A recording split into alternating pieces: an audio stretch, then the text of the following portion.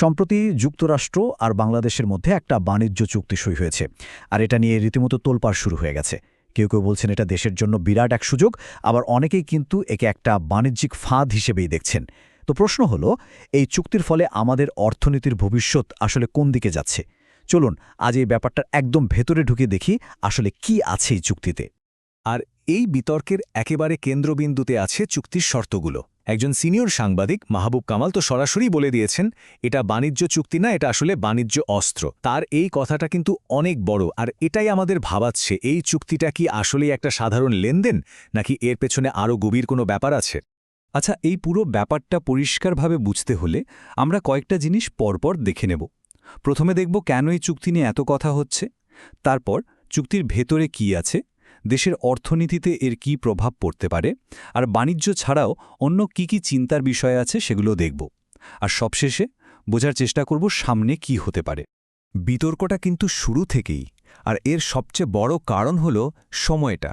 মানে ভাবা যায়, একটা দেশের জাতীয় নির্বাচনের মাত্র ৩ দিন আগে যখন একটা অন্তর্বর্তীকালীন সরকার ক্ষমতায়, তখন এত বড় আর গুরুত্বপূর্ণ একটা আন্তর্জাতিক চুক্তি কেন এত তাড়াহুড়ো করে সই করা হলো, এই প্রশ্নটাই কিন্তু সবার মনে সন্দেহের জন্ম দিয়েছে।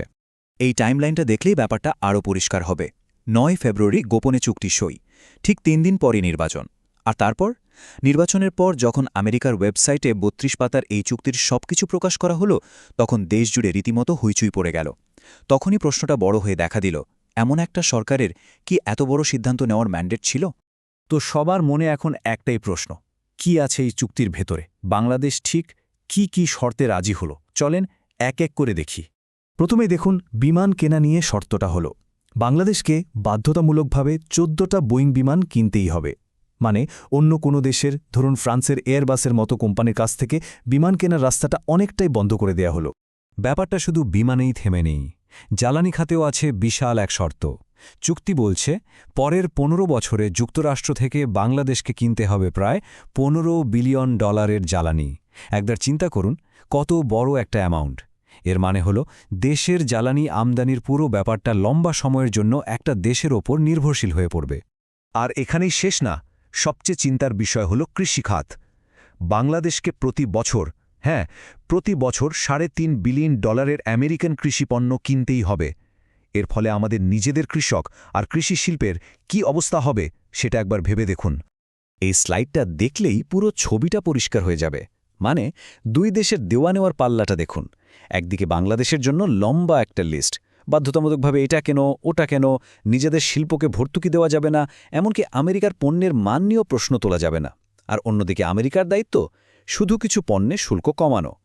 এই যে একটা বিশাল ফারাক, এটাই কিন্তু সমালোচকদের সবচেয়ে বড় চিন্তার জায়গা। তো এই সব শর্তের ফলে দেশের অর্থনীতির ওপর এর আসল প্রভাবটা কি হবে? মানে টাকার অঙ্কে ক্ষতিটা কত বড়? চলুন এবার সেই হিসাবটা একটু মিলিয়ে দেখি। এই সংখ্যাটা ভালো করে খেয়াল করুন, ৬,৭১০। এটাই বিতর্কের মূলে। বাংলাদেশ প্রায় ৭,৫০০ আমেরিকান পণ্যের ওপর থেকে শুল্ক কমিয়ে দেবে বা তুলে নেবে। এর সোজা মানে কি? সরকারের আয় কমে যাওয়া, আর সরকারের আয় কমা মানে দেশের উন্নয়নের কাজেও টান পড়া। ব্যাপারটা আরও পরিষ্কার হবে যদি আমরা তুলনাটা দেখি। বাংলাদেশ ছাড় দিচ্ছে প্রায় ৭,৫০০ পণ্যে, আর বিনিময়ে সুবিধা পাচ্ছে মাত্র ১,৬৩৮টা পণ্যে। কিন্তু আসল চমকটা অন্য জায়গায়। এই সুবিধা পাওয়া পণ্যগুলোর মধ্যে গত বছর বাংলাদেশ আমেরিকায় বেচেছে মাত্র ১৪টা পণ্য, যার মোট দাম ছিল খুবই সামান্য, প্রায় $৬,৭০,০০০।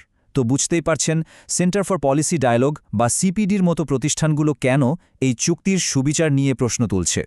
আর এই শুল্ক ছাড়ের সরাসরি প্রভাব পড়বে আমাদের নিজেদের শিল্পে। সস্তায় আমেরিকান পণ্য যদি বাজারে ছেয়ে যায়, তাহলে কি হবে? আমাদের কৃষি, ডেইরি, পোল্ট্রি, এইসব খাত যেখানে দেশের লক্ষ লক্ষ মানুষের রুটি-রুজি জড়িত, সেগুলো মারাত্মক ঝুঁকির মুখে পড়বে। কিন্তু ব্যাপারটা শুধু টাকা পয়সা বা ব্যবসা বাণিজ্যের মধ্যেই সীমাবদ্ধ নেই।